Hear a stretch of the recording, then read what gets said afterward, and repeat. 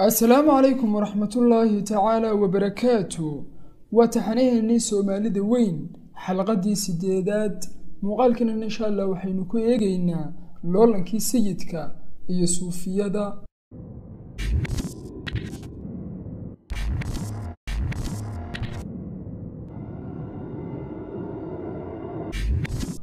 aynu isla eegno astaamihii manhajkii sayid maxamed cabdalle iyo loolankii uu la galay culimadii fikirka suufiyada ilaa laga soo gaadhayay sanadkii 1898 laguma haynin dhulka Soomaaliyeed dhaqdhaqaaq tilmaamayay jihaad oogis iyadoo haddana xabashidu ay dhex jibaaxeen oo burburiyeen herar iyo agagaarkeedii awoodihii Yurub ee loolamayayna ay goboleysteen oo qaydqayteen geyiga Soomaaliyeed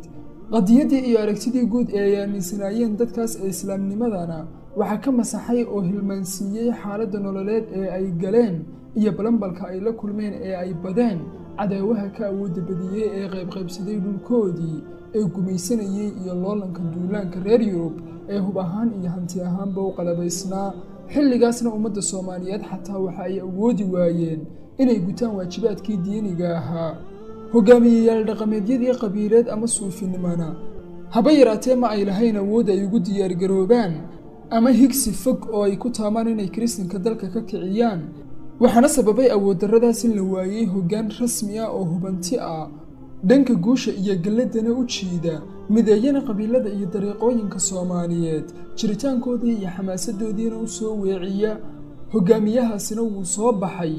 kadib markii uu ka ilsugtay dhaqdhaqaaqa kiristaamaynta ee halista iyo faraha baas ku haya ummadii Soomaaliyeed waxaana uu arkay 50 caruur ah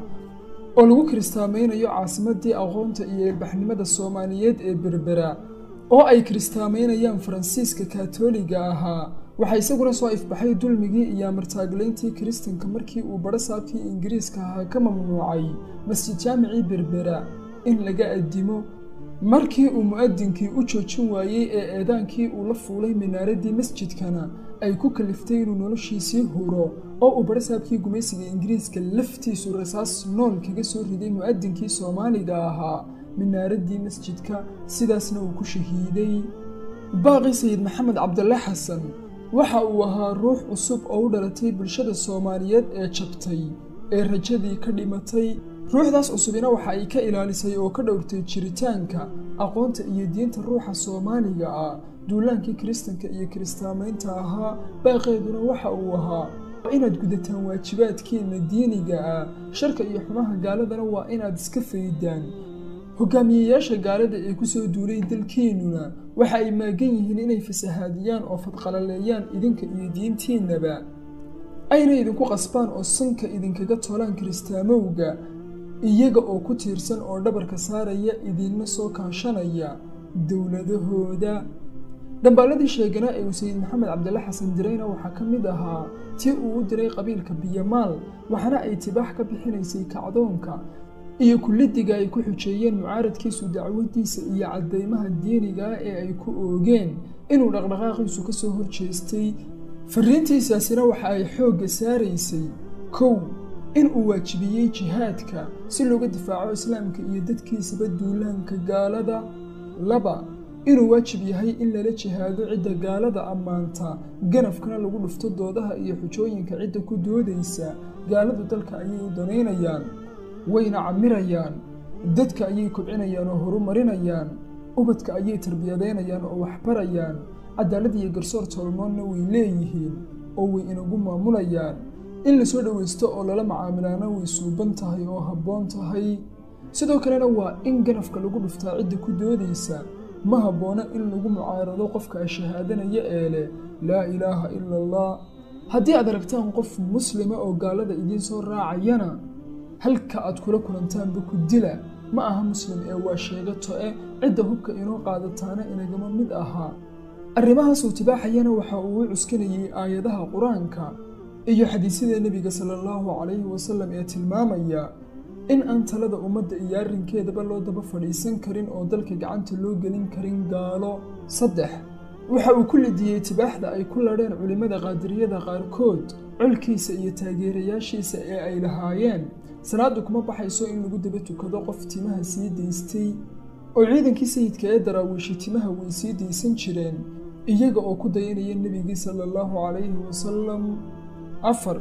waxa uu ka fahloonayay arrimaha baryada iyo shafeecada isaga oo xaqiijinaya in uu ka tirsan yahay oo raacsan yahay fikirka suufinimada oo oggolaa in laga barakaysto rasuulka iyo saxaabadiisa. sidoo kale waxa uu garabka ku dhuftay dacwadda ciddii ku baaqaysay in la qaato oo la barto oo lagu tiirsado kitaabka iyo sunnaha, lagana tago oo aan la danayn aqoontii faraca ahayd ee fiqiga iyo suufinimadii. waxa uu sidoo kale garabka ku dhuftay baaqa ciddii ku doodaysay dafiraadda iyo diidista axsaabta iyo isbahaysiga khayriga ah ee ummadda kobcinaya iyo sidoo kale arrimaha raallida laga yaabaa in uu u jeeday culimmadii salafiyiinta ayna ugu caansan yihiin ardaydii maxamed ibnu cabdilwahaab. qaar ka mida taariikhyahanada ingiriiskuna waxa ay isku dayeen in ay ku sifeeyeen sayid maxamed cabdalle xasan waali, waxaana ay u bixiyeen maar muulla ama wadaadka waalan, iyaga oo ku sifeynaya inuu sheegtay mahdinimo balse uu yahay nin madaxnimo iyo boqornimo doonaya oo saldanad dhisitaankeeda maagan. arrimahaasoo dhammina waa ku tiri kuteen, ma uu waalayn ee waxa uu caan ku ahaa garad badnaan iyo dhaqan wanaag iyo xidhiidhadiisii bulsheed iyo siyaasadeedba. sidoo kale laguma hayo sooyaalka meel uu ku sheegtay mahdinimo weligiiba, waxaana uu odhan jiray anigu waxaan ahay haashimi nasab ahaan, shaafici madhab ahaan iyo sunni axmedi ah dariiqo ahaan.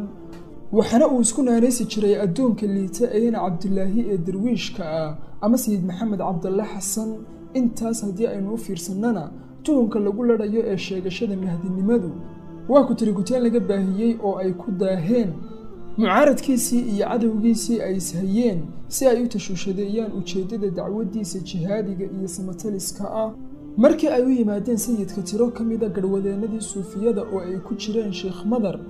iyo sheekh cabdilaahi aaris sanadkii 1897 si ay ula doodaan aragtiyihiisa iyo baaqiisa, ma uu soo hadal qaadin mahdinimo ee waxa uu sheegtay inuu yahay dib u cusboonaysiiye dadka dhankii ilaahay iyo jihaadka u weecinaya. ilaahayna uu sanad kastaba soo saaro qof diinta iyo xaqa muujiyo oo boodhka ka tuma. xataa howlgalkaas dib cusboonaysiintaha ee uu sheegtayna isagu iskuma uu magacaabin inuu yahay ruuxaas ee waxa uu u tiiriyey sheekh maxamed saalax, isagoo isaga ka dhigaya dib cusboonaysiiyaha qarnigaas, isaguna keliya uu yahay ruux baaqiisa uun baahinaya oo xoojinaya. sidoo kale sayid maxamed cabdalle xasan waxa uu iska fiiday tuhmadii ahayd inuu gucleeyo inuu noqdo boqor, isagoo ku caddaynayo qodobkaas fariintiisii uu ugu wanqalay mabaaxisul munaafiqiin ama daraasiinaha munaafiqiinta. waxaana uu ka dhawaajiyey inaanu maalinna ku fekerin inuu noqdo boqor, ee isaga iyo colkiisuba ay yihiin dad u halgamaya inay dhammaan daafaha geyiga soomaaliyeed ka saaraan oo ka tirtiraan cadowga gaalada ah ee gumaysanaya. inkastoo sayid maxamed cabdalle xasan uu la dhacsanaa oo jeclaysanayay kacdoonkii imaam maxamed axmed almahdi, wararkiisa iyo xogihiisana uu ka helayay sheekhiisii maxamed saalax, haddana waxa uu kaga gedisnaa sayidku mahdigaas arrimo doora oo ay ka mid yihiin: 1 ma uu sheegan sayidku mahdinimo, mana uu sheegan in waafajin iyo waxyi hoose ku socdaan iyo inuu nebi maxamed ku kallifay hawshan uu hayo oo u xil saaray midna. sidoo kale iskuma uu dayin inuu laalo oo ka tago ilihii faraca ahaa ee shareecada islaamiga ah sida fiqiga oo kale. 2 waxa uu kaga sheeganaa sayidku mahdiga habdhaqanka iyo dabeecsanaanta siyaasadeed oo waxa uu heshiisyo muddo sannado ah socday la galay ingiriiska iyo talyaaniga. sidoo kalena waxa uu gaashaan buuraystay khilaafadii cusmaaniyadda oo uu u arkayey in ay u hiilinayaan khilaafada iyo suldaankeedii maxamed rashaa. waxa uu isagana gaashaan buuraystay boqorkii xabashida ee muslimka ahaa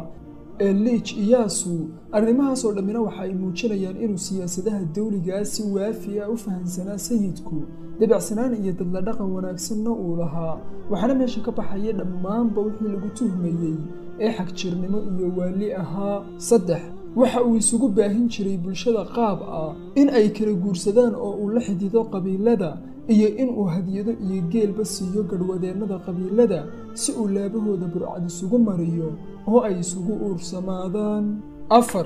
waxa uu war iyo wacal iyo xogba ka hayay caalamka ku xeeran, waxaana uu socdaal ku maray deegaano badan.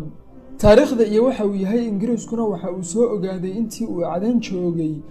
arrimaha ay ku hana qaadayso kuna kobcayso ee ku dhaqaaqayso dacwadda iyo baaqa wahaabiyada ee ummadda mideynayana waxa uu fahmay intii uu joogay xijaas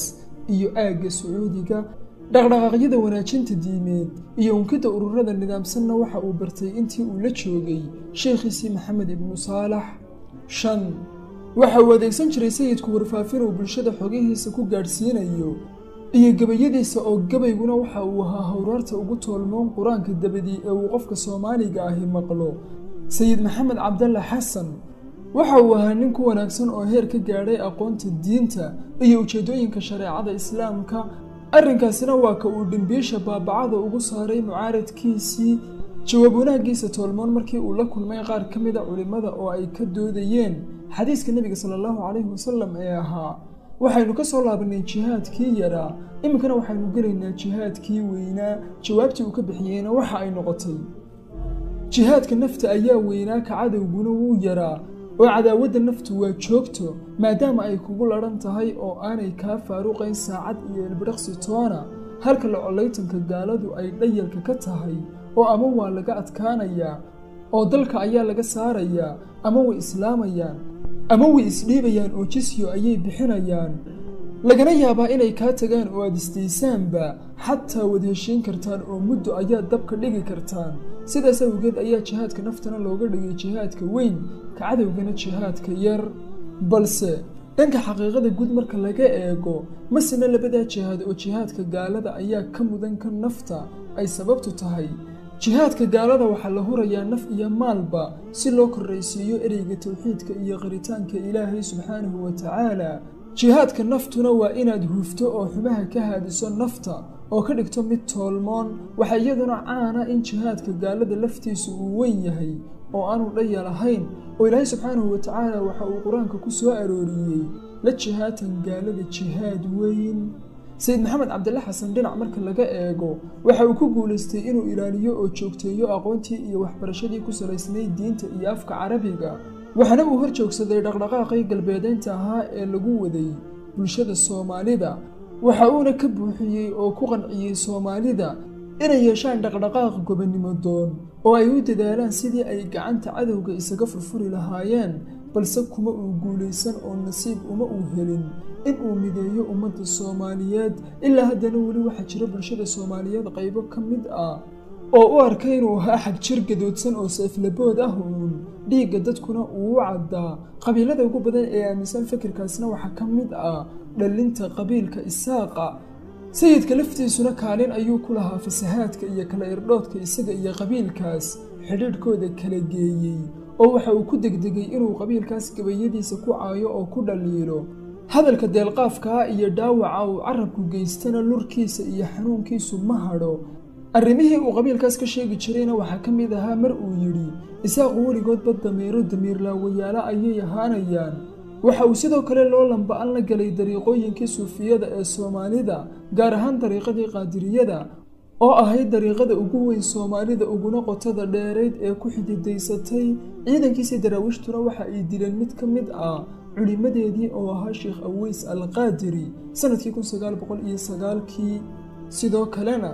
isaga iyo colkiisa ayuu ku baxay sheekh kale oo kaalin kaga jiray dariiqada Axmediyada oo ahaa Sheekh Cali May. arrimahaasina waxa ay u horseedeen bulshada Soomaaliyeed kala irdhood iyo in ay si colaytan la u kala fogaadaan. inahaas ayaynu ku soo koobaynaa xalqadeennii maanta. wassalaamu calaykum.